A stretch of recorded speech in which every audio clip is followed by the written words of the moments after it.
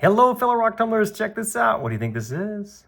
This is a little Thunderegg. How do I know that? Well, this one was cut already, and you can sort of see the chalcedony in there, right? It's dry, but you get the idea. I have a box of these little partially cut Thundereggs and Thunderegg pieces and stuff like that. I was going through it earlier, and I thought, you know what? I haven't tumbled one of these in a while. Let's see how well this partially cut Thunderegg will tumble and polish. I have tumbled and polished these before, and normally they turn out really cool. This rhyolite, it might surprise you how pretty it becomes once it's smooth and shiny. This area here, I didn't even bother getting this one wet, so I'm not exactly sure what we're going to see in here. Looks like there's some blue and maybe some, I don't know, maybe brown in there. Yeah, it's hard to tell. I like being surprised though, so I'm not going to wet this to see what's in there. We're just going to be surprised together.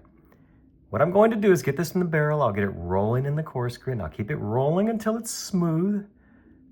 Probably not perfectly smooth, but very smooth.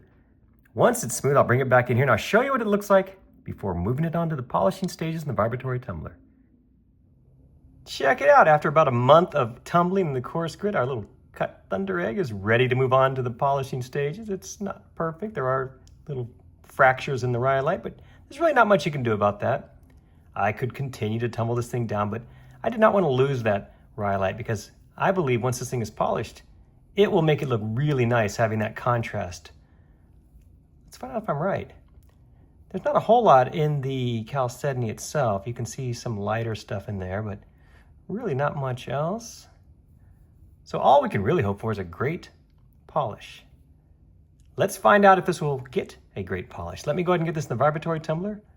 I go for about 12 days, use 4 different grits, and once I'm finished with that final 14,000 grit aluminum oxide polish, I'll bring it back in here. I'll show you what it looks like. Well, what do you think? Our cut Thunderegg is finally finished with the polishing. What do we see? Do we see anything cool? Well, I tell you what, we see a lot more than we saw before it was polished. There's quite a bit going on inside there. The reflection's messing with me a little bit, but look closely. You can see little eyeballs in there. You see a little bit of banding. That is really interesting. But polishing brings out such amazing detail. Now the rest of the rock, yeah, I don't like the way that rhyolite tumbled. It's just too fractured. You can see the chalcedony takes a great shine. There's a good example right there of the difference in shine quality. You see as I roll this across, the dark stuff in the middle is a much better reflection than that rhyolite. That's a bummer. Still kind of cool though. This is nice. I really did not expect such detail in there, and I'm seeing this up close like this for the first time. So I am genuinely happy with what I'm seeing inside this cut Thunderegg. Didn't look like much to start with, did it? That's why you polish them. Thanks so much for watching. I appreciate it. And don't forget to check my other videos for more like this. Thanks again.